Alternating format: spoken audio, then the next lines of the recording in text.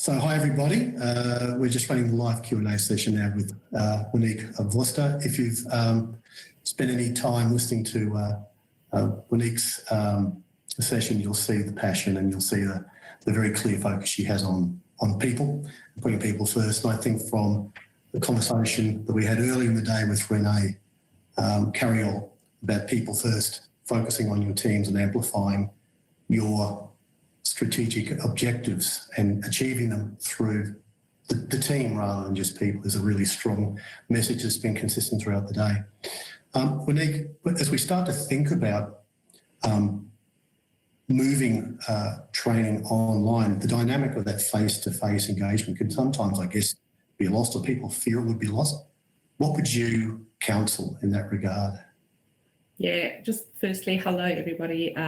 Thank you, Tony. Yeah, I think that is such a good question and something that is a true concern to me.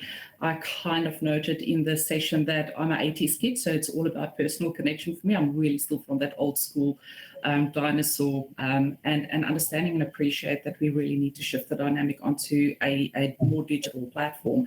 But that was a real concern to me and something I've given quite a bit of thought, and probably one of the big reasons I decided to go with the D2L program and that programmatic learning, because it is really combining that digital platform, but keeping that live collaboration, teamwork, even creating, I think a good example is I've got monthly new starters. So as part of the package, I will introduce the monthly new starters to one another and give them a platform to collaborate within the system.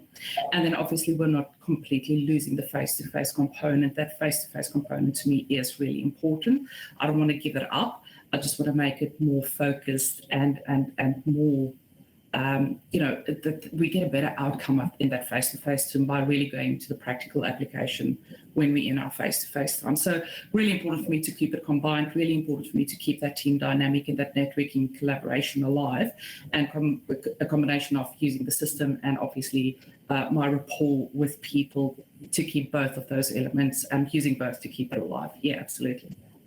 Thank you. That's great. I'm actually on site at a university today, and I was just speaking with some of the leadership team here, and they were talking about the way in which they're starting to investigate,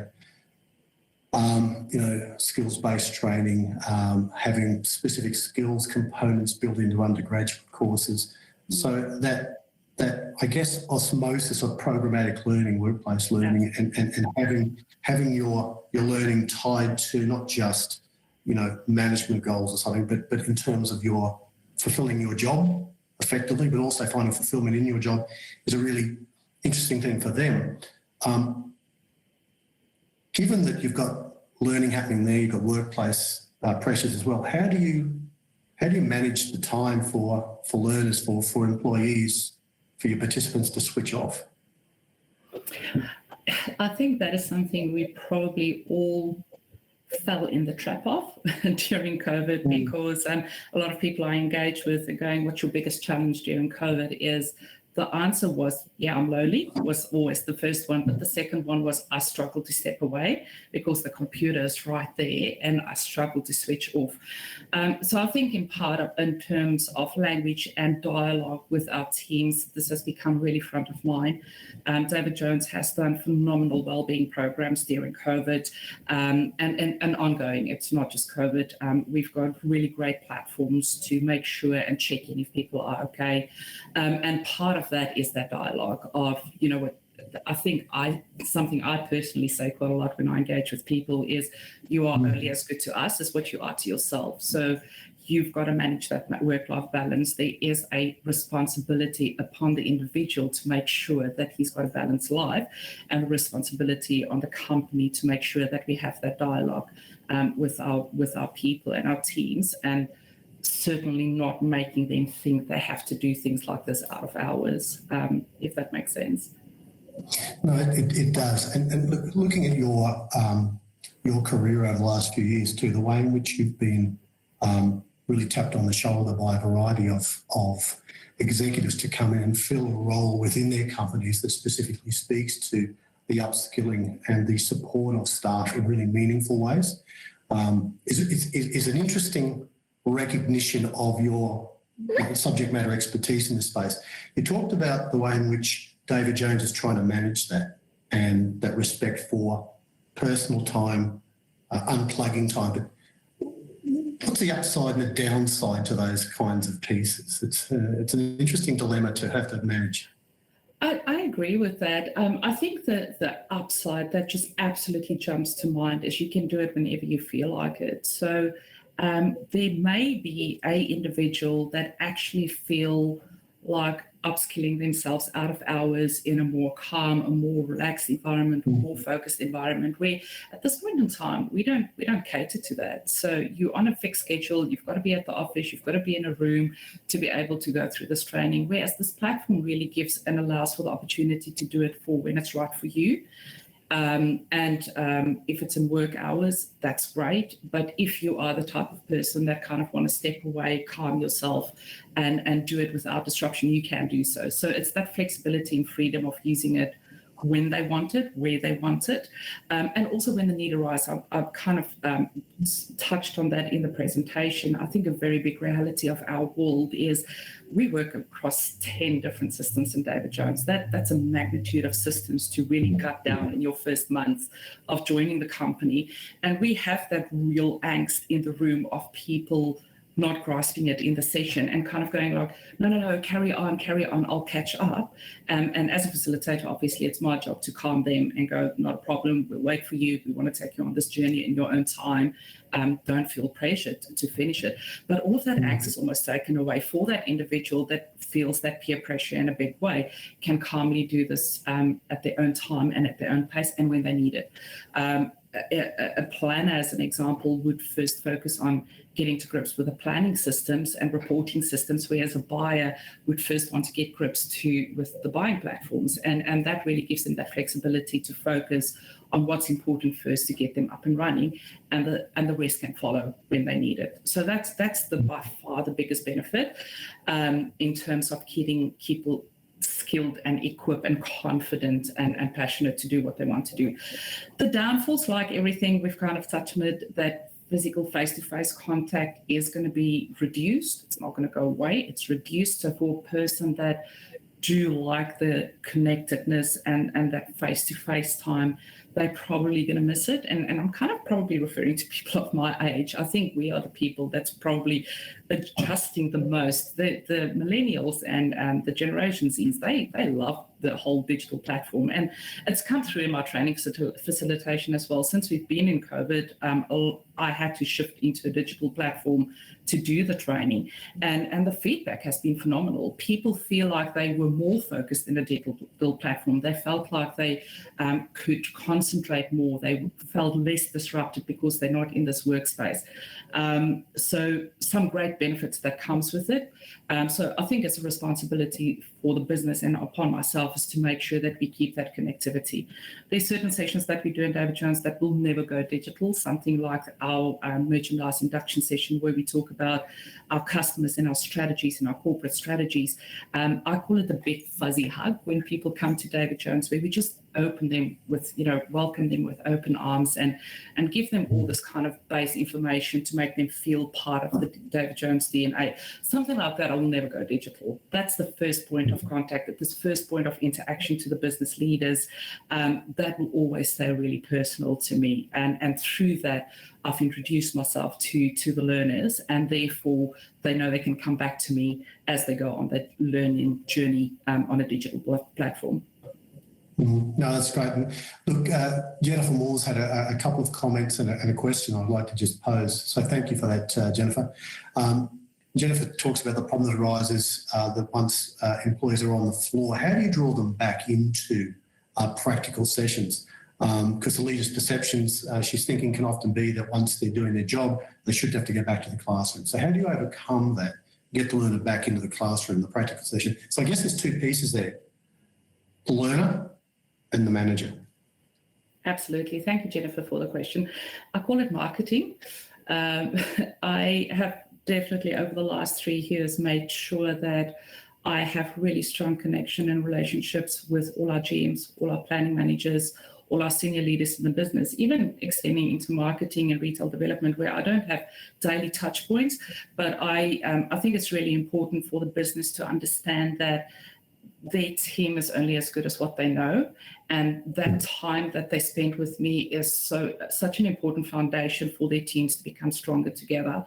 And through that marketing and engaging with the senior leaders of the business, I think I've taken them on a journey over the last 3 years.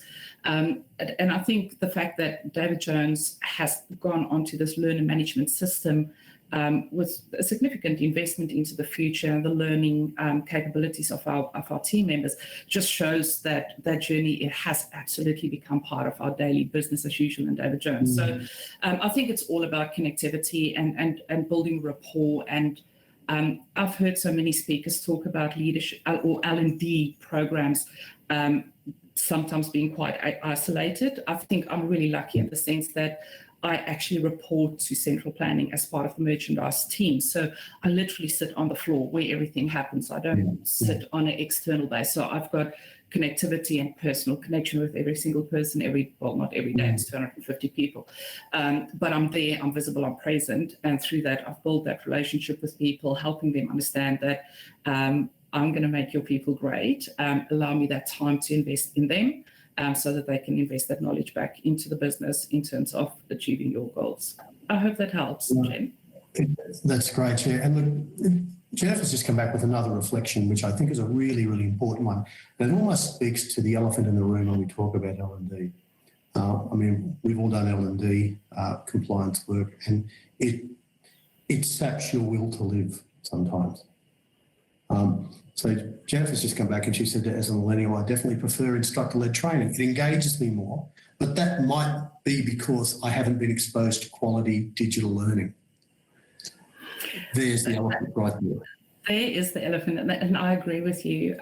But I almost want to say in the same breath, face-to-face training can be as draining and as boring. So I think it depends on the facilitator and the fun that you bring to the room.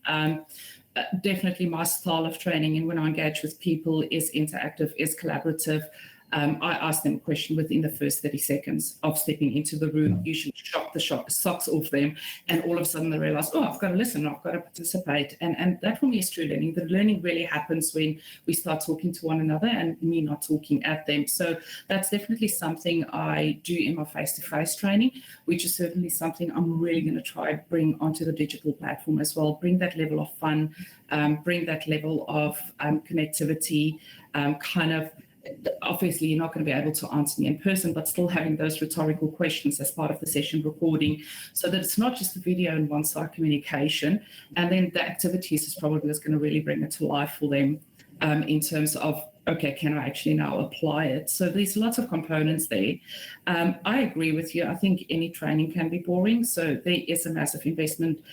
This to me is a short-term suffer, long-term gain system, whereas my initial investment in the system is going to be dramatic over and above what I do today. So in the next 6 to 8 months, I'm almost probably going to double my workload to then 6 months from now be able to step back and go, okay, there's your system, now run with it, and starting to engage with other business leaders and other experts and expand our training offering. And that's really why I see the next step of this learning management system in David Jones. No, thank you. That's great. And Jen, we're delighted to cover those questions off for you. So thank you for those pieces. So we've got about a minute left, and we might not have time for any significant questions. I might just have one quick observation on my part, then just hand it back to you for the final comments, Monique. I used to be a primary school teacher years ago, and it was always easy to say, you'd look down the back of the room and say, you're not paying attention. And the reflection actually should have been, I'm not engaging with you. But it was always easy as a teacher because you had, back in the day, I had 45 kids in the school. It was a while ago, But from an instructor perspective, how important is reflection? And we've got 30 seconds to go. I think it's no different to what it is today, especially during COVID. I could not literally see the person on the other side of the screen. So for me, it was more important upon that activity to really test the knowledge in there. And now they're going to have the ability to do that within their own time. I think there is a responsibility on the self to know I'm here to invest in myself. This is my time to learn more. So that responsibility stays on the individual. That's not going to go away. And then those activities is there to strengthen that, that assertiveness and the knowledge, walking away going, I've got this, and having the dopamine released and being quite chuffed with themselves. So the reward that comes through the activity definitely will help in that. Oh, fantastic. Look, we're out of time, and it has been an absolute delight to catch up with you, Monique. I hope to have coffee with you face-to-face in the near future. Definitely looking forward to that, Tony. Keep in contact, and we're delighted from Detour's perspective to be on this learning journey with you. Thank you, everybody, for all of your questions, your feedback, and for just dropping in on the session. Thanks, Monique. Absolutely. Thank you so much. And if anyone wants to reach out to me, I'm on LinkedIn. Connect. We can have a chat. Take care. Thank you, Tony. Thank you so much. Bye-bye.